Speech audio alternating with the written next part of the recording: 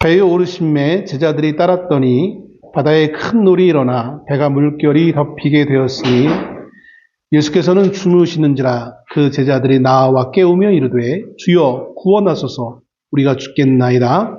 예수께서 이르시되 어찌하여 무서워하느냐, 믿음이 작은 자들아 하시고 곧 일어나사 바람과 바다를 꾸짖으시니 아주 잔잔하게 되거늘 그 사람들이 놀랍게 여겨 이르되 이 이가 어떠한 사람이기에 바람과 바다도 순종하는가 하더라. 아멘. 오늘 이 아침에 읽은 하나님의 말씀, 마태복음 8장 23절에서 27절까지에 있는 말씀은 소위 말하는 공관복음이라고 하는 마태복음, 마가복음, 누가복음 세 복음서에 모두 기록되어져 있는 사건입니다. 그 세 복음서에 같은 내용의 사건들이 기록하고 있지만 디테일한 면에 있어서는 약간씩의 차이가 있어요. 마태복음, 오늘 우리가 본문으로 지금 읽은 마태복음은 그 내용이 약간 축약되어져 있고요. 마가복음 같은 경우는 좀 더 세밀하게 기록되어져 있습니다.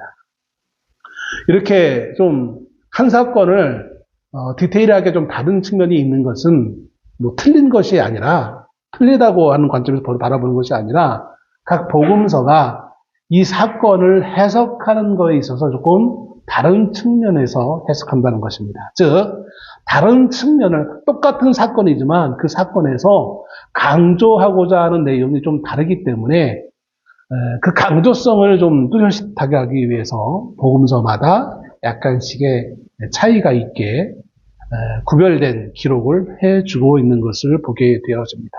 그래서 우리가 혹여 개인적으로 말씀을 읽다가 같은 사건인데 왜 이렇게 달라? 뭐 조금 이렇게 다른 부분이 있지? 아주 큰 다른 거는 아니에요. 약간의 이제 차이가 있는데 그거는 본 사람들이 각각 다르게 봤기 때문이라기보다는 그것을 적용하는 측면에서, 강조하는 측면에서 강조하고자 하는 내용이 하나님께서 좀 각각 복음서마다 다르기 때문에, 예를 들면 이런 거예요. 우리가 마태복음이라는 것은 원래 제1 수신자가 누구냐면 율법을 잘 알고 있는 유대인들을 대상으로 그 말씀을 기록한 거예요. 그래서 사도들 가운데서도 세리 역할을 했었던 마태라는 사람을 통해 하나님이 마태복음을 기록해요. 그러다 보니까 세리라는 사람이기 때문에 이 세리의 가장 큰 관심은 뭐였겠습니까? 원래 숫자예요. 세금을 걷던 사람이기 때문에 숫자에 좀 밝아요. 그러다 보니까 마태복음에는 숫자가 좀 많이 정확하게, 같은 숫자를 기록해도 정확하게 기록을 해요. 반면에 다른 복음서는 그 숫자에 대해서 별로 큰 이렇게 매력을 못 느끼는 사람들이 기록하기 때문에 숫자에 대해서 그렇게 정확하게 하지 않고 그냥 애둘러서 표현하는 경우도 간혹가다 있는 것입니다. 이런 것처럼 오늘 마태복음도, 오늘 이 본문의 사건들도 세 복음서에 다 똑같이 기록되어 있긴 하지만 무엇을 강조하려고 하느냐의 그 목적에 따라서 약간 좀 어떤 부분은 생략하기도 하고 어떤 부분은 추가하기도 하고 어떤 부분은 앞서서 설명하고 어떤 부분은 뒤에 설명하고 뭐 이런 식으로 약간 차이가 나게 기록되어지고 있는 것을 봅니다. 자, 오늘 본문이 있는 이 마태복음에 나와 있는 이 사건은 세 가지 이어지는 기적 사건 가운데 첫 번째로 등장하는 사건입니다. 이 세 가지 기적 사건이라는 것은 뭐냐면, 첫째는 자연 기적이에요. 두 번째는 악한 권세들을 향한 기적이었어요. 마지막 세 번째는 질병을 향한 기적이었습니다. 예수님이 이 세 가지의 기적을 일으키시는데, 자연 기적이라는 것은 자연현상, 즉 폭풍우를 잔잔케 하시는, 말씀으로 잔잔케 하시는 기적을 베푸시는 것이 오늘 본문의 말씀이에요. 이게 첫 번째 기적 사건이고, 이어지는 두 번째 기적 사건은 이제 악한 권세인데, 귀신들인 두 사람을 향하여서 예수님이 그 귀신들을 쫓아내는 기적을 일으키십니다. 마지막 세 번째는 질병에 관련된 기적인데, 중풍병에 걸려 있었던 이 환자의 중풍병을 낫게 하시는 그런 기적을 일으키시는 이 세 가지 기적 사건 가운데 첫 번째 사건이 오늘 본문의 말씀인 것을 보게 되었습니다. 그러면 이어지는 이 세 기적의 사건을 통해서 오늘 마태복음은 우리에게 무엇을 말씀하시고자 하는 거냐? 단지 기적을 우리에게 보여주기 위해 이 말씀을 그렇게 해주고 있는 것이 아니에요. 아, 예수님은 기적을 일으킬 수 있어. 뭐 이거를 우리에게 보여주는 게 아니라는 거예요. 우리가 예수를 잘 믿으면 질병을 낳고 자연도 이런 기적을 일으킬 수 있고 막 이런 어떤 기적을 일으킬 수 있는 어떤 그런 능력이 우리에게 있을 것이다라는 것을 증명하기 위해 이 복음서의 이 내용을 기록해주고 있는 것은 아니라는 거예요. 물론 어느 한 부분에 있어서는 그것도 없지 않아 있을 수 있어요. 그러나 주 목적이 기적은 아니라는 거예요. 그러니까 우리가 성경을 읽을 때에 성경학자들은 주로 그러니까 우리가 신학을 배울 때에 성경학자들이 보는 성경과 조직 신학자들이 보는 성경과 또 실천 신학자들이 보는 성경의 내용들이 다르게 해석한 경우도 좀 없지 않아 있어요. 네, 성경을 원문 그대로 해석하는 분들은 성경 신학자들이에요. 그 성경 신학자들이 원문 그대로 해석해 놓은 걸 가지고 조직 신학자들이 조직적으로 조직이라는 말 그대로 조직이다 조직 뭔가 체계를 잡는 거예요. 그래서 성경 신학자들이 해석하는 그 본문을 가지고 거기에서 하나님에 대해서는 뭐라고 얘기하고 뭐 예수님에 대해서는 뭐라고 얘기하고 또 죄에 대해서는 뭐라고 얘기하고 이런 걸 이제 찾아내는 게 조직 신학자예요. 그 다음에 실천 신학자는 뭐냐면 그걸 가지고 우리 실생활의 교회에 성도들의 실생활에 어떻게 적용을 시키느냐 예배에서는 어떻게 적용하고 우리의 삶에서 어떻게 적용하고 이런 걸 찾는 게 이제 실천 신학자들이에요. 근데 이제 실천 신학에 있어서 가장 큰 지금 사모하고도 제가 가끔가다 이제 좀 마찰을 일어나는 게 그런 거예요. 실천 신학자들이 좋은 역할을 하긴 하는데 성경 신학에서 해석한 걸 완전히 무시해버리고 그냥 본문에 있는 자기들의 이해들만 가지고 야 기적 사건 기적 뭐 이런 식으로 이것만 해석을 하려고 해요. 그러니까 뭐 앞뒤 모든 걸 다 잘라버리고 기적만 바라보는 거예요. 그 은사 사역하시는 분들 같은 경우 예수를 믿으면 은사를 일어날 수 있어요. 은사를 행할 수 있어야 돼요. 행해야 돼요. 그러나 그 자체가 목적이 될 수는 없어요. 오늘도 이 기적 자체가 이 본문의 내용의 핵심은 아니라는 겁니다. 그건 무엇일까요? 오늘 본문이 마태복음이 이 예수님이 기적을 일으키시는 이 사건을 통해서 우리에게 교훈하고자 하시는 것은 예수님의 참된 권위에 대해서 말씀하고 있는 거예요. 그리고 그 예수님의 참된 권위 가운데 그 권위 속에서 부름받은 우리 제자들이 우리 성도들이 우리의 삶에서 어떤 모습으로 살아가야 되는지에 대한 아주 가장 원론적인 부분을 우리에게 설명해 주고 있는 거예요. 그래서 여기 나와 있는 이 제자들이 누구냐면 곧 오늘날의 성도들을 상징하고 있는 거예요. 이 제자들의 반응은 우리 성도들의 반응이고 예수님이 제자들에게 하시는 그 꾸짖음 내지는 그 가르침은 오늘 우리 성도들을 향한 꾸짖음과 가르침이라고 이해하시면서 오늘 본문의 말씀을 우리가 받아들이면 좋을 것 같습니다. 제자들은 폭풍우를 만났을 때 비로소 그들의 믿음의 평가를 받았습니다. 아직 예수님과 제자들이 사역의 초반기이긴 하지만 그러나 예수님과 함께 하고 있을 때 그들이 평범한 일상의 생활 가운데서는 그들의 믿음이 어땠는지 알 수 없었어요.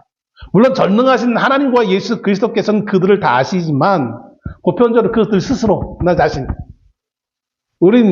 자신에게 어떤 분은 나 자신에게 되게 관대한 사람도 있고 성격에 따라서 어떤 사람은 자기 자신에 대해서 되게 냉정한 평가를 하시는 분이 있잖아요. 내게 과대 포장을 하거나 냉정하게 나를 평가하거나 다 올바른 것은 아니에요. 바람직한 것은 아니에요. 정확한 나에 대한 평가가 있어야 되는 거예요. 정확한 평가를 해야만 정확한 앞으로의 삶의 어떠한 방향성을 찾을 수 있는 것이죠. 우리가 지난 수요일 날 우리가 선거를 했는데 선거하기 전에는 이 후보는 꼭 될 것 같습니다 라고 했던 사람들 가운데 떨어지는 사람이 있고 어떤 사람은 이 사람은 안 될 것 같아 했는데 된 사람이 있어요. 이게 왜 그럴까요? 물론 여러 가지 변수가 있을 수 있고 얼마나 열심히 선거운동을 했는지도 있겠지만 그 과정 가운데 냉정한 평가를 하지 못한 거예요. 사람들이 부풀린 거에 대해서 제가 이런 말을 하면 되는지 모르겠는데 어저께 말씀을 준비하다가 오늘 짤 하나가 동계에 있어가지고 한번 봤어요. 쇼츠가 참 문제야. 쇼츠에 중독돼버려. 쇼츠에 장면이 하나 나왔어요. 그게 뭐냐면, 대구 할머니예요. 대구는 항상 보수가 우세하잖아요. 근데 이번에 이제 김부겸이라는 전 총리가 나와가지고, 이번엔 좀, 민주당 파란색 쪽이 좀 될 것 같다. 오늘 딴 때보단 그래도 가능성이 있다라고 막 했었어요. 근데 이 할머니가 김부겸을 만나서는 김부겸이라는 그 후보자가 되게 그 친화력이 높더라고요. 보니까 사람들마다 막 뭐 시장 통해서 만난 사람들마다 뭐 나이가 많으면 어머니, 뭐 조금 나이가 어리면 동생, 뭐 재수, 막 형수 막 이러면서 실제로 잘 알아서 그런지 모르겠지만 전혀 모르는 건 아니겠지만 하여튼 너무 친화력이 좋은 거예요. 근데 이 할머니를 딱 만났는데 어머니 하면서 막 해. 그러니까 이 할머니가 이번에는 돼야지. 내가 1번 찍을 거야. 그리고 내가 지난번에도 보니까 내 아들도 있는데 물어보니까 1번 찍었대. 이번에도 찍을 거야. 그러면서 막 먼저 나서 막 그러는 거예요. 근데 여기에 아주 우리 모두를 황당하게 만드는 장면이 나옵니다. 공교롭게도 그 할머니가 다른 방송에 인터뷰하는 게 잡혔어요. 다른 언론사와 하는 인터뷰가. 이 할머니가 뭐라고 했을까요? 난 1번, 예전에는 2번 찍었는데 1번 찍을 거야. 이러지 않았어요. 너무 냉철하게, 여기는 대구는 당연히 2번이지. 빨간색이지. 난 박정희 대통령 이후로 계속해서 거기 지지하는 거야. 너무나 대놓고. 저는 그 장면을 보고 충격을 받았어요. 사람이 어떻게 이렇게 뻔뻔하게. 왜 사람이 거짓말을 하면 좀 양심이 찔려가지고 조금 좀 그러잖아요. 근데 이분은 아무렇지도 않게 막 하는데 이야 이럴 수가 있지. 아마 김부겸 그 후보자가 이 할머니 말을 듣고 이분은 나 틀림없이 1번 찍었을 거야 착각했을 거예요. 냉정한 평가가 필요해요. 사도들은 그 냉정한 평가를 받지 못했었어요. 그런데 오늘 본문의 사건을 통해서 비로소 자신들의 믿음의 현주소에 대한 냉정한 평가를 받게 되어집니다. 누구로부터? 예수님으로부터 직접. 평상시에는 몰라요. 근데 폭풍을 만나는 그 순간 비로소 그들의 모든 미천이 조금 한 말로 까발려졌어요. 예전에 2010년도인가요? 2010년도 11월 23일 날 연평도에서 연평 포격전 사건이 있었습니다. 북한에서. 그러니까 우리 대한민국 해병대가 오전 내내 K9 자주포 사격 훈련을 다 했어요. 다 마친 다음에 뭐 여성들은 모르겠지만 이제 그런 거 해본 사람들 알잖아요. 총 쏘고 나면 항상 뭘 해야 돼요? 총을 닦아야 돼요, 그죠? 쐈으니까 화약 찌꺼기 남고. 다 끝나고 나서 이제 훈련 해제돼가지고 아마 쉬는 그런 쉬거나 그 이제 이후에 그 여러 뭐 닦거나 만 그런 시간이었을 것 같아요. 북한에서 갑자기 포를 날려가지고 우리 해병대원 2명이 그만 전사하고 민간인도 2명이 죽게 되어지는 사건이 일어납니다. 그러니까 아무도 예상치 못했는데 사건이 일어나요. 그리고 나서 먼저 포를 맞고 나서 그리고 몇십 분 후에 반격을 하죠. 반격을 하고 나서 나중에 위성사진이 이렇게 나옵니다. 우리 해병대가 쏜 그 포탄의 자국들이 북한 지역에 찍힌 것이 언론을 통해서 이제 여과 없이 드러나요. 그걸 보고 어떤 사람들은 말을 하기를 야, 우리나라 이 군인들이 이렇게 포도 이렇게 못 쏴냐라고 하면 맹 비난을 하는 거예요. 맞은 게 하나도 없는 것 같네, 막 하면서. 나중에 이제 그런 전문가들이 그걸 이제 해석해 주기를 이거는 못 쏜 게 아니라 정말 놀랍도록 평상시 얼마나 훈련이 잘 되어져 있었는지를 보여주는 산재료다, 증거다라고 전문가들이 평가하는 말을 듣게 되었습니다. 그렇잖아요. 그냥 준비한 상태에서 쏜 것도 아니고 먼저 한 방 맞고 동료 전우가 죽고 다치고만 그런 상황 가운데서 이미 한번 모든 걸 소진한 다음에 훈련탄을 다 쓴 다음에 그 진짜 포탄을 가지고 와서 고장났던 거를 다시 고쳐가지고 쏴서 한 번에 그 정도에 마치고 처음에는 북한 쪽에서는 우리가 아무 피해도 안 받은 것 같이 이렇게 얘기했는데 나중에 북한에서 넘어온 사람들 통해서 얘기를 들어보니까 우리는 이렇게 말하면 좀 죄송스럽지만 우리는 4명의 사망자가 나왔지만 거기는 훨씬 몇 배의 사람들이 죽은 걸로 이렇게 나와 있는 걸로. 우리가 너무나 정확하게 표를 쏘는 바람에 북한이 더 이상 무서워가지고 쫄아가지고 한마디로 사실은 더 쏠려고 그랬는데 남한이 그렇게 일격에 반격할 줄 몰라가지고 또 화들짝 놀라서 그들의 계획을 취소했다는 말까지 전달해 준 것을 듣게 되었습니다. 그래요. 평상시에는 몰라요. 그들이 어떻게 그렇게 쉽게 그렇게 할 수 있었는가. 얼마나 그들이 사전에 정말 철저하게 훈련 받았는지 좋은 산 예로서 많이들 회자되고 있는 내용을 보게 되었습니다. 오늘 제자들은 부모의 사건을 통하여서 자신들의 행로에 찾아올 수 있는 어떤 시련이라도 예수님의 권위로 능히 극복할 수 있다는 사실을 배우게 되어집니다. 내가 기적을 일으켰어라는 그 기적에 초점을 맞추면 우리는 이 교훈을 얻을 수 없어요. 어떻게 하면 내가 질병을 나을 수 있을까? 내가 어떻게 하면 부자가 될 수 있을까? 여기에만 관점을 우리가 맞추고 있으면 예수님이 지금 전달하고자 하는 그 본질적인 내용을 우리는 놓쳐요. 기적 자체가 중요한 게 아니라 능력 자체가 중요한 것이 아니라 우리의 삶의 여정에 우리가 맞닥칠 수많은 어려움의 문제들, 우리를 괴롭히는 수많은 난제들, 그것이 나 혼자로서는 해결할 수 없지만 주님의 권위 가운데 우리가 있을 때에 주님의 권위로 이런 모든 문제들이 해결되어지고 정리되어질 수 있다는 사실을 주님 우리에게 말씀해 주고 있다는 겁니다.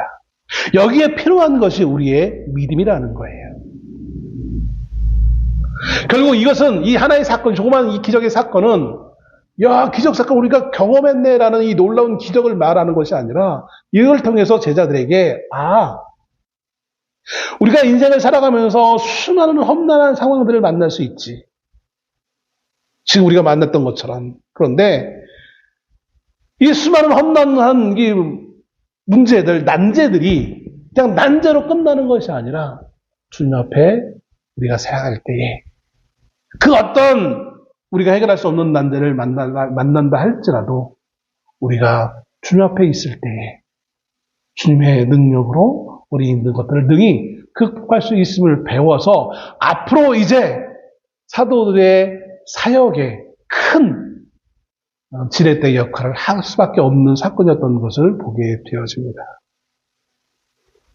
마태복음 8장 18절과 21절의 상황을 보면 예수님은 사람들을 가르치다가 이제 호수 건너편으로 가고자 했습니다. 그런데 예수님이 제자들과 함께 호수 건너편으로 배를 타고 건너가려고 했는데 그만 방해를 받아요. 어떻게 방해를 받느냐? 제자가 되려고 하는 한 사람, 여기 한 서기관이라고 마태복음 8장 18절에 나옵니다. 서기관이 와가지고 예수님에게 질문을 던져요. 또 이어서 21절에는 제자 중에 한 사람이래요. 이거는 12사도를 얘기하는 건 아닙니다. 12사도가 아닌 다른 어떤 제자 중에 한 사람이 예수님에게 질문을 합니다. 그래서 그 질문에 대한 답을 하기 위해 서로 대화를 하게 되었습니다. 그 대화가 예수님의 행보를 지체하게 만들어요. 주님은 그 대화를 서둘러 마치시고 이제 본격적으로 본문에 이르러서 예수님의 주도권을 가지고 제자들과 함께 배에 오르십니다. 그래서 본문의 말씀에 23절 말씀에 보면 이렇게 기록하고 있죠. 배에 오르심에 제자들이 따랐더니. 마가복음은 좀 다르게 표현했어요. 그런데 이 마태복음은 굳이 배에 오르심에 이거만 놓고 보면 우리가 어떻게 이 상황을 유추해 볼 수 있어요? 예수님이 먼저 배에 오르시고 그 다음에 제자들이 따라갔다. 실제 이랬는지는 모르겠어요. 그런데 성경이 이렇게 기록하고 있어요. 이 말은 실제적인 상황을 묘사하는 걸 수도 있지만 더 궁극적으로 어떤 의미가 있냐면 예수님이 모든 이 사건을 지금 주도적으로 이끌고 있다는 사실을 우리에게 암시하기 위해 이렇게 표현하고 있는 거예요. 예수님이 먼저 오르고 제자들이 나중에 들어갔는지 아니면 제자들이 먼저 오른 다음에 예수님이 나중에 들어갔는지 이거 중요하지 않아요. 그거는. 그 디테일한 측면은 본문에서 중요하지 않다는 거예요. 중요한 거는 누가 주도적으로 이 역할을 이끌고 갔느냐는 거예요. 제자들이 이끌었느냐, 예수님이 이끌었느냐. 오늘 본문의 사건은 분명히 예수님이 이끌고 가시는 거예요. 이게 왜 중요하냐? 예수님이 이끄는 이 배를 타고 건너가는 이 사건을 통하여서 지금 경험하게 될 이 사건이 우연히 일어나는 것이 아니라 예수님의 주도하에 일어났던 사건이었고, 이를 통하여 제자들 앞에서 제가 말씀드렸던 것처럼 제자들의 현 주소를, 그 믿음의 주소를 드러나게 하셔서 제자들을 교훈하기 위한 목적으로 예수님이 지금 이끌고 있다는 사실을 이 본문을 통해서 우리에게 교훈하고 있는 거예요. 여러분, 우리의 인생의 삶에 이처럼 내가 주도적인 역할을 할 수 있어요. 또는 내가 아니라 하나님이 나의 인생을 주도적으로 이끄실 때가 있어요. 어느 때가 여러분 좋다고 생각합니까? 인권을 중요시하는 사람은 그래도 내가 주도적으로 역할을 하고 하나님은 내가 필요할 때만 하시면 되지 라고 생각할지 모르겠어요. 그런데 거기에 우리의 인생은 편할 수 있어요. 왜냐하면 내가 계획해서 가장 안전한 방향으로 안전하게 모든 것을 할 수 있는 것 같이 생각되어지기 때문에 위험성이 떨어질 수 있어요. 안전한 것만 밟고 가니까. 근데 거기에는, 그런 삶에는 그 어떤 하나님의 교훈을 우리가 발견할 수 없어요. 늘 내가 주도적으로 이끌어가기 때문에 하나님이 나에게 하고자 하시는 그 내용들을 들을 시간이 없는 거예요. 아니, 잠깐만요. 주님, 지금 이 상황에서는 내가 할 테니까 좀 조용히 해주세요. 요즘 말로 닥쳐주세요. 이거는 옛날에 이렇게 있으면 신성모독인데 좀 참아주세요. 내 인생의 삶의 그 순간순간은 좋을 줄 몰라, 편안할 줄 몰라요. 그런데 거기에 하나님의 교훈을 우리가 발견할 수 없다라는 거예요. 반면에 주님이 주도권을 가지고 행하실 때에는 때로는 우리가 정말 힘겨워요. 가랑이가 찢어질 수 있어요. 잘 달리는 사람이 제일 앞에 있으면 못 달리는 사람 뒤에가 있으면 어떻게 되겠습니까? 따라가려면 힘들어요. 군인들 이제 구부하잖아요. 키 순서로 세워놔가지고 제일 키 큰 놈이 앞에 있고 작은 놈이 뒤에 있으면 어떤 일이 일어납니까? 키 큰 놈은 다리가 기니까 조금만 가도 한 발 이렇게 해도 뭐 그렇게 어렵지 않아요. 키 큰 놈이 한 발 뛸 때 작은 놈은 뒤에서 하나 반을 뛰어야 따라갈 수 있는 거예요. 이게 100m 정도 달리면 상관이 없죠. 근데 1km, 2km 달리면 어떻게 됩니까? 엄청나게 차이 나는 거예요. 제가 이거 어떻게 알았냐면, 군인은 아니지만 제가 신대원생 때 체육대회를 하는데, 원우회 한 팀, 이게 신대원 1, 2, 3학년이 있고, 그러니까 홀수가 되잖아요. 그래서 일부러 원우회 임원들 같이 이렇게 한 팀을 만들었어요. 원우회 대표로 한 친구가 자기가 이어달리기가 자기가 잘할 수 있다라는 거야. 잘 달린대. 세워놨는데 진짜 잘 달리긴 잘 달려. 근데 문제는 뭐냐면 이 친구가 작아요. 작아. 다른 친구들은 키가 크니까 한번 쭉 내리면 한 배 쭉 가는 건데 이 친구는 팔을 두 번을 디뎌야 그 한 번 뛴 것만큼 뛰는 거야. 그러니까 발은 열심히 달리는데 나가지도 못하는 거야. 그래서 모두 다 그걸 보고 얼마나 웃었는지 몰라요. 주님이 우리를 이끄실 때에는 우리의 발이 안 맞는 것 같아가지고 때로는 막 휘청이기도 하고 우스워 보이기도 하고 넘어질 것 같이 보여요. 그런데 그때 비로소 주님이 우리를 향한 음성을 들을 수 있는 거예요. 오늘 이 사건은 제자들이 이끈 사건이 아니라 주님이 이끄시는 사건이었다. 물론 인생의 모든 삶은 우리가 이끌 수 없어요. 원론적으로. 저와 여러분의 삶은 내가 이끄는 삶이 아니라 하나님이 이끄시는 그러한 은혜로운 삶이 되시기를 주님으로 축원합니다. 때로는 힘겨워 보일 수도 있겠지만 우리를 가장 잘 아시는 분이시기에 적절하게 우리를 안배하시고 이끄실 줄 믿습니다. 그 앞에서도 본문에 오늘 23절 그 앞에도 22절에 하반절 말씀에 이렇게 표현하고 있잖아요. 한 사람과의 대화 가운데 너는 나를 따르라 하시니라. 나를 따르라. 왜 굳이 본문 앞절에 이 말씀이 있을까요? 물론 앞에 사건이 있었기 때문에 그 관련된 사건이기 때문에 이 말씀이 있겠지만 요 나를 따르라는 이 말씀이 어디에 적용되어지고 있다? 23절에 있는 말씀부터의 이 내용에 적용되어지는 거예요. 한 제자가 내가 주님을 따르겠는데 지금 내 인생의 삶에 이런 중요한 일이 있으니까 요거를 처리하고 내가 주님을 따르겠습니다라고 제자가 예수님에게 제안을 해요. 근데 예수님은 전혀 그렇게 냉정한지 전혀 개의치 않으세요. 그러면서 나를 따르라 무조건 말씀하시는 거예요. 그 나를 따르는 자가 누구였다? 23절 나오는 바로 12 사도들. 예수님의 나를 따르라는 그 말씀에 따랐던 공교롭게도 이 사건이 그렇게 이어지는 거예요.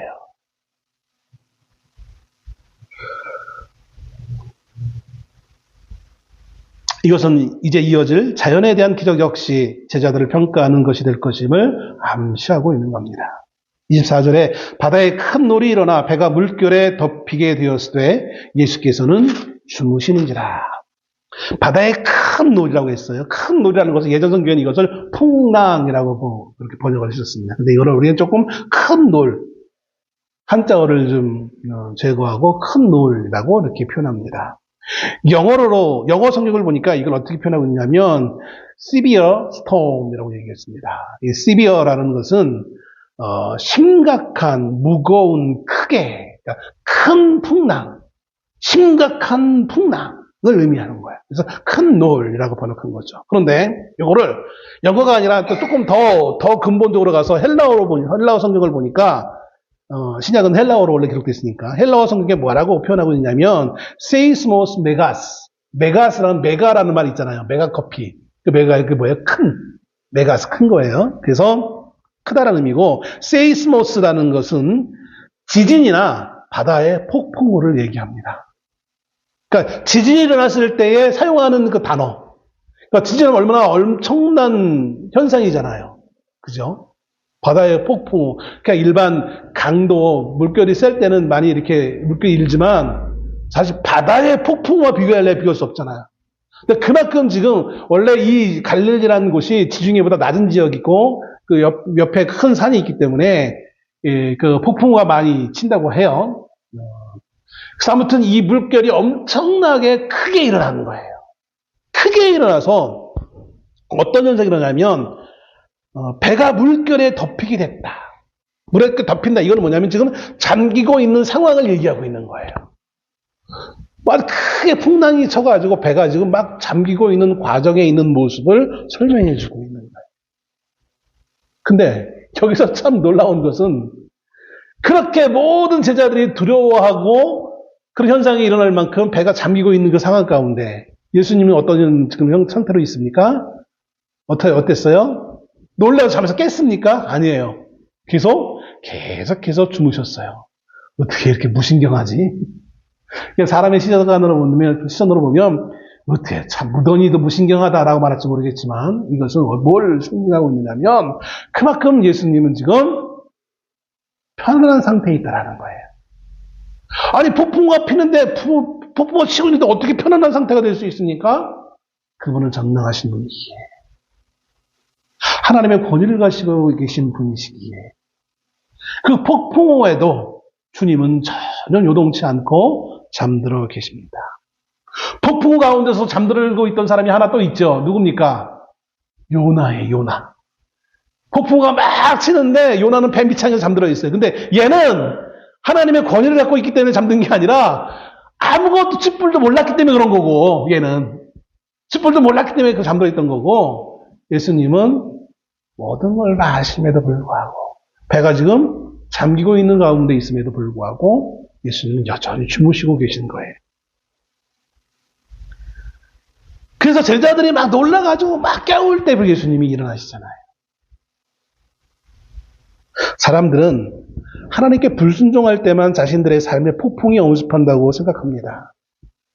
많은 사람들이 말을 하기를 마치 욥과 욥의 세 친구들이 와가지고 욥의 이번 주에 제가 욥기서를 읽었는데 이번 주 내에 욥의 세 친구들이 가만히 보면서 다시 한번 그걸 느꼈어요. 제가 욥 친구들을 보면서 위로하려면 위로하고 그를 교훈하려면 교훈하지 이것도 아니고 저것도 아닌 거 가지고 욥에게 막 지적질하다가 나중에 하나님에게 혼나긴 하죠. 아무튼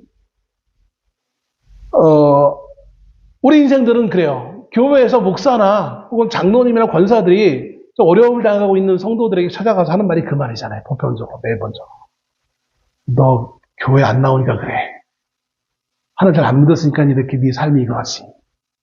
물론 그럴 수도 있을 거예요. 그럴 수도 때로는. 그러나 열이면 한 하나 둘 정도 그럴 거지. 열이면 열 다 그래서 하나님이 그렇게 하시지 않아요. 예수를 안 믿는데 고난을 줘서 예수를 믿게 한다고요? 주님은 그렇게 비인격적으로 하시지 않아요.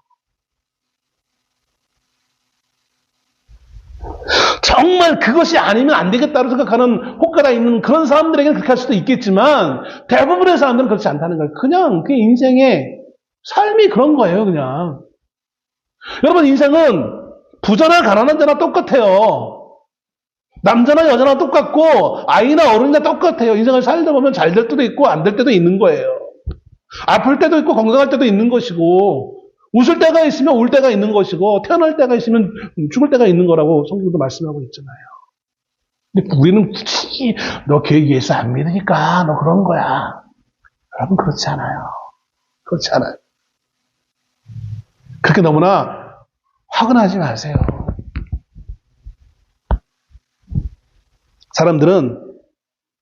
대부분의 사람들은 그렇다고 얘기해요. 그러나 그렇지 않아요. 요나같이 불순종 때문에 하나님은 기필코 그를 니느웨로 보내야 되기 때문에 어쩔 수 없이 폭풍우를 통해서 그를 바다에 빠지게 하시고 그 빠지게 하신 걸로 끝납니까? 아니잖아요. 목적은 바다에 빠지게 하는 환난을 만나게 하는 게 목적이 아니기 때문에 그를 위해 물고기를 준비하시잖아요. 다윗이 그가 잘못했을 때 하나님이 3가지 선택지를 줍니다. 너 3가지 벌 중에 뭘 받을래? 라고 했을 때 다윗이 뭐라고 얘기하냐면 도무지 3가지가 다 참 견딜 수가 없어. 그러니까 다윗이 지혜롭게 뭐라고 얘기하냐면 내가 사람에게 해코지 당하지 않고 하나님에게 맡기겠습니다. 얘기하는 거예요. 왜 이렇게 얘기했을까요? 사람은요, 한 번 실패하면 그 실패한 사람들에게 냉철하게, 냉정하게 완전 짓밟아서 완전 재개를 못하게 만들어요. 근데 하나님은 안 그래요. 하나님은 적절하게 그 수준을 보면서 여기까지. 이 사람 더 하면 이 사람이 정말 안 돼. 그럼 여기까지만 딱 하시고 피할 길을 예비해 놓고 계세요. 그래서 다윗이 자기가 죄를 범했음에도 불구하고 그 어떤 심판을 받을래라고 했을 때 난 사람의 손에 맡기지 않고 하나님 손에 맡기겠습니다라고 아주 지혜롭게 말하는 이유가 거기에 있는 거예요. 제자들은 오히려 예수님의 말씀에 순종했기 때문에 폭풍우를 만났어요. 어떻게 보면. 이들이 예수님이 배를 타라라는 말을 듣지 않고 아니요 우리 오늘 가지 말고 내일 갑시오. 아니 이 밤에 가면 뭐 이렇게 급한 일이 있어요? 내일 가면 되지. 굳이 제일 날씨가 안 좋을 것 같더니 밤에 뭘 갑니까? 왜냐하면 이 제자들 중에 대부분 많은 수가 반 정도는 이 갈릴리에서 물고기를 잡는 업을 가지고 있던 사람이에요. 그러니까 기호가 오늘쯤이면 이게 지금 시간대면 이거 안 좋을 것 같은데라는 감이 있을 거예요. 근데 예수님이 따라오라 하니까 갈 수밖에 없는 거죠. 그러니까 순종했기 때문에 이들은 오히려 폭풍을 만난 거예요. 어떻게 보면. 순종했기 때문에 폭풍을 안 만난 게 아니라 순종했기 때문에 폭풍을 만났어요. 마가복음 4장 35절 같은 사건을 기록하고 있는 마가복음 4장 35절에 그날 저물 때에 제자들에게 이르실 때 우리가 저편으로 건너가자 하시니 왜 하필은 저물 때에 뭐 지금같이 그 밝은 전등이 있는 그런 시대도 아닌데 그 어두울 때 그 기온이 이제 낮에 뜨거웠던 기온이 밤에 추워지면 이 기압이 달라지기 때문에 바람이 더 폭풍과 모을 수 있는 그 개연성이 훨씬 더 많아지는데 굳이 마태복음 8장 18절에서도 건너편 가기를 명하니라 라고 말씀하시잖아요. 예수님께서는 제자들에게 평안한 항해를 약속하시지 않았어요. 다만 어떤 일이 있든 목적지까지 확실히 도착하리라 약속하신 거예요. 건너편으로 가기를. 그 목적지만 말씀하셨지 그 목적지에 가는 도중 가운데 어떤 일이 있을 건지에 대해서는 말씀하시지 않았어요. 여러분 우리의 인생의 삶도 마찬가지입니다. 우리의 목적지는 어디입니까? 하나님 나라예요. 하나님은, 예수님은 우리를 부르시면서 우리가 가야 될 최종 목적지를 이미 말씀해 주셨어요. 그리고 우리는 그곳을 향하여 가는 게 이 땅에서의 인생의 삶이에요. 맨날 예수 믿으면 복이 와요. 이런 유치원식, 초등학교식 그런 전도만 받아가지고 예수 믿는 그 이유로 이론 다 잘되고 복받고 부자 되어지고 아픈 거 없고, 성경에 그런 말씀이 어디 있어요?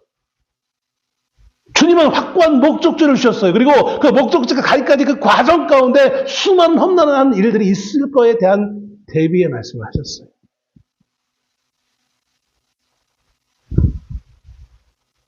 모든 일들이 당해야 될 일들이에요. 다만 그 목적지까지 가지의 그 과정 가운데 경험할 수많은 일들을 우리가 어떻게 지혜롭게 잘 이겨낼 수 있는지 그 비결을 각각의 사건들을 통해서 우리에게 교훈하고 있는 거예요. 오늘 본문의 말씀처럼.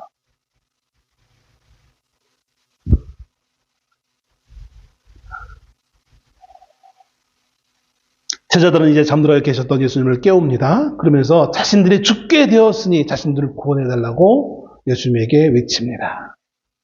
이런 제자들을 향해서 예수님은 깨어나셔서 어떻게 하셨습니까?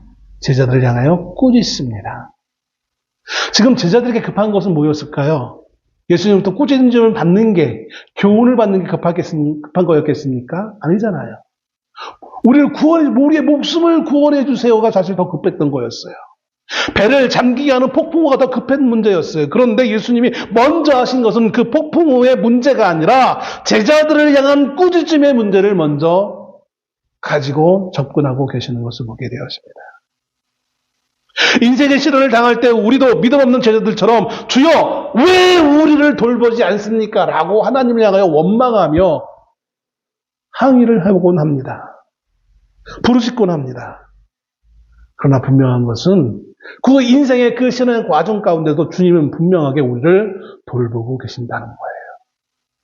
나는 알지 못하지만 주님은 분명히 알고 계세요. 앞서서 언급해 드렸던 것처럼, 그래서 가장 내가 견딜 수 있는 순간까지 나를 허락하십니다.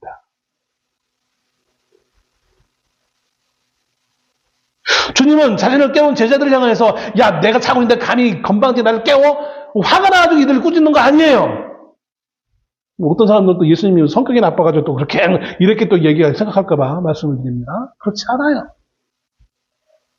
예수님은 어찌하여 무서워하느냐, 분명하게 그 이유를 말씀해요. 꾸짖는 이유를 말씀하시는 거예요. 어찌하여 무서워하느냐, 믿음이 작은 자들아. 왜 무서워하고 있습니까? 이들은 폭풍우 때문에 무서운 게 아니에요. 착각하지 마세요.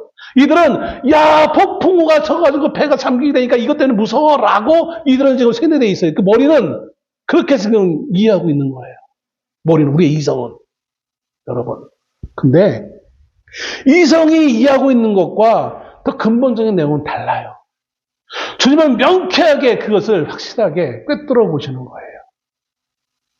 이들이 무서워하고 있는 이유는 폭풍우 때문이 아니라 무엇 때문에? 믿음이 작기 때문인 거예요. 믿음이 작기 때문에 그런 거예요. 여기서 믿음이라는 단어가 나옵니다. 믿음이라는 건 뭘까? 본문의 말씀에 원어를 보면 이 믿음을 설명해 주고 있는데, 영어로 faithless라고 해가지고 헬라어로는 믿음이 작다라고 했을 때 올리고 피스토스라고 얘기하고 있습니다. 믿음이라는 것은 있는다, 기대다, 신뢰하다라는 의미가 있대요. 그러니까 신뢰하다라는 건 우리가 이해할 수 있잖아요. 믿음이라는 건 신뢰하는 거예요. 기대다, 이건 뭐예요? 기대고 있는 거예요. 기대고 있는 거예요. 제가 가끔 피곤할 때, 이제 몸이 피곤할 때 의자에 이렇게 기대고 싶어요. 그런데 제가 몸이 워낙 몸무게가 많이 나가지고 기대면 의자가 부러질 것 같아. 그래서 하고 싶어도 못할 때가 있어요. 내지는 그 벽에 기대고 싶은데 이 벽이 사실은 뭐예요? 합판이잖아요. 그래서 기대면 휙 나고갈까봐 좀 너무 피곤해가지고 막 그러고 싶은데 못할 때가 있어요. 기대하지 못하는 거예요. 근데 만약 여기에 이 합판이 아니라, 혹은 저는 의자가 아니라 정말 두꺼운 쇠철 의자 아니면 이 그냥 벽돌 담이라고 했으면 제가 어떻게 했을까요? 충분히 기댈 수 있겠죠. 왜 우리가 믿음이 없으니까? 신뢰를 못하는 거예요. 믿지를 못하는 거예요. 믿음이 작다라고 얘기했습니다. 여기서 믿음이 작다는 건 뭐냐? 아까 헬라 올리고 피스토스라고 했는데 이건 뭐냐면 불성실한, 충실하지 않은, 신뢰할 수 없는 이라는 의미가 있습니다. 그러니까 믿음이 작다라는 오늘 본문의 말씀 믿음이 작은 자다라고 하는 것은 믿음이 1, 2, 3, 4단계, 5단계, 6단계 중에 뭐 1단계, 2단계 믿음이 그런 단계를 말하는 것이 아니라 불성실하다는 거예요. 네? 왜 너희가 작은 믿음으로도 이 산을 들어 저 산으로 저 바다로 던질 수 있다라는 그 작은 믿음과 달라요. 여기 말씀하고 있는 이 믿음이 작은 자다는 겁니다. 아니 적은 믿음으로도 산을 들어 강에 바다에 던질 수 있다고 했는데 얘네들 작은 믿음이 있잖아요. 근데 왜 작은 믿음이라고 예수님이 왜 혼내세요? 그 작은 믿음이 아니라니까요. 충실하지 않은 거예요. 주님을 신뢰하지 않는 거예요. 좀 전 앞에서 뭐라고 말씀드렸어요? 예수님은 그 폭풍우 가운데서도 잠을 자고 있어요. 묻어난 신경 때문이 아니라 주님은 뭘 신뢰하고 있어요? 하나님을 신뢰하고 계신 분이에요. 아니 그분 자체가 하나님이시고 그분의 권위가 있기에 자신의 그 권위를 충분히 알기에 그 폭풍우가 그 센 폭풍우가 자신을 잠길 수 없다는 걸 알고 계세요. 그러니까 불성스러울 필요가 없어요. 흔들릴 이유가 없는 거예요. 근데 제자들은 그런 예수님을, 그 권위자이신 예수님을 향한 그 불성실하기 때문에, 그분을 온전히 신뢰하지 못하기 때문에 현상적인 그 폭풍우의 마음이 두려움이 생길 수밖에 없었던 것이죠. 그렇기 때문에 폭풍우가 이들을 무섭게 한 것이 아니라 믿음에 대한 불성실함이, 예수님을 향한 불성실함이 이들로 하여금 두려움을 갖게 했다라는 사실인 거예요. 이처럼 예수님은 제자들의 문제를 언급하신 이후에 비로소 바람과 바다를 꾸짖습니다. 폭풍우가 중요한 게 아니에요. 우리의 배고픔이 중요한 게 아니에요. 어떤 분들은 얘기해요. 야, 당장 배고픈데 지금 믿음이 빵을 줘, 뭐를 줘. 그래요. 백날 그런 인생에 살 수밖에 없어요, 우리는. 백날. 우리에게 먹을 것이 있어야 될 것 주님 아신다고 말씀하셨어요. 너에게 먹을 것이 필요한 거 안다라고 주님은 말씀하셨어요. 그런데 너희가 먼저 하나님 나라와 의를 구하라. 그러면 그 모든 것도 내가 너희에게 주리라. 이게 주님의 그 권위를 신뢰하는, 주님을 성실하게 따르는 자의 소위 좀 어려운 말로 제자도라는 거예요. 이게 제자도. 우리가 배고픔의 문제를 다 해결한 다음에 우리가 주님을 따르겠습니다가 아니라 내가 배고프지만 주님이 명령하시기에 모든 것의 주인인 주님이시기에 내가 그분과 함께하고 있다면 이것이 나에게 큰 문제가 되지 않으리라. 그게 5병의 이어의 기적, 7병의 이어의 기적을 일으킨 거였어요. 오늘 본문의 말씀, 이 사건, 이 시점에 와서야 주님은 예수님의 자신의 권능을 보여주고 계십니다. 자연의 세력을 마치 인격화시켜심으로써 꾸짖으셔서 구약에서 보여주고 있던 창조주 하나님과 유사한 행위를 하시고 있는 것을 봅니다. 구약의 창조주 하나님께서 자연 세계를 향하여서 명령하셔서 있으라 하니까 있고, 이리 가라 하니까 가게 되어지고, 바람아 불어라 하니까 불게 되어지고, 폭풍아 쳐라 하니까 치고 하는 그 구약의 그 하나님의 그 권위적인 그 행위가 오늘 시작에 와서 예수님의 입으로 표현되어지자 그대로 순종하는 기적의 사건으로 나타나 있는 것을 보게 되었습니다.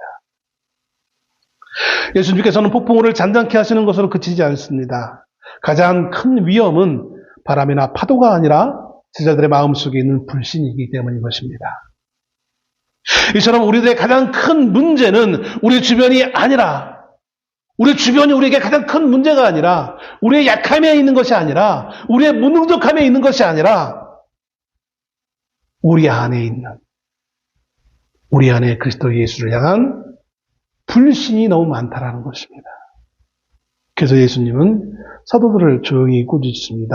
믿음이 작은 자들아, 나를 신뢰하지 않는 자들아, 나를 향해서 불성실한 자들아.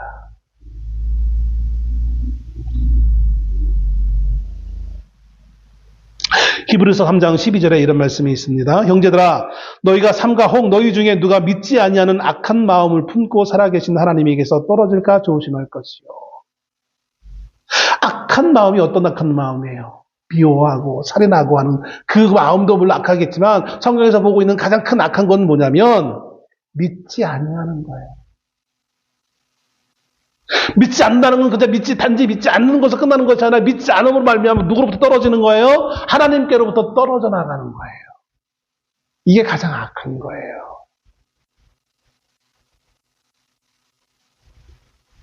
27절 말씀에는요, 이렇게 기록합니다. 그 사람들이 놀랍게 여겨. 아니, 여기 왜 그 사람들이라고 얘기할까? 이것 때문에 또 학자들 사이에서 논란이 많아요. 아니, 제자들이라고 하지 않고 사람들이라고 했으니까, 여기는 분명히 제자들이 아닌 또 제3의 사람들이 있어서 사람들을 표현했을 거야. 근데 그렇지 않아요. 왜냐면, 성경 어디에도 똑같은 사건을 기록하고 있는 마가나 누가복음에도 배가 여러 척이 있었다고 말하지 않아요.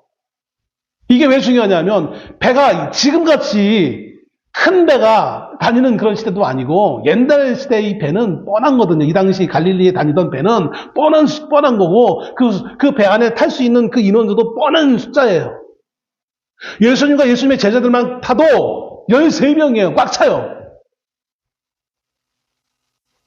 근데 어디 다른 사람들이 있을 수 있겠어요. 그런데 왜 그런 헷갈림이 있을 법한데 왜 사람들이라고 표현했느냐? 이거는 일반적인 사람과 예수님을 대조하기 위한 거예요. 즉, 일반적인 사람, 누구? 제자들. 하나님의 권위 안에 있지 않은, 신뢰하지 않는 그 제자들. 앞에서 제가 이걸 누구를 상징한다고 했습니까? 곧 오늘 우리 성도들. 하나님을 믿는다고 하면서도 하나님 앞에 성실하지 못한 우리 성도들. 인간적인 인간을 능가하는 모습을 비친 예수님 사이를 강조하기 위해 굳이 제자들이라는 말을 쓰지 않고 사람들이라는 표현을 하고 있는 거예요. 그러므로 말미암아 이 사람들은 예수님의 이 특별한 권위를 깨달아야만 하는 것입니다.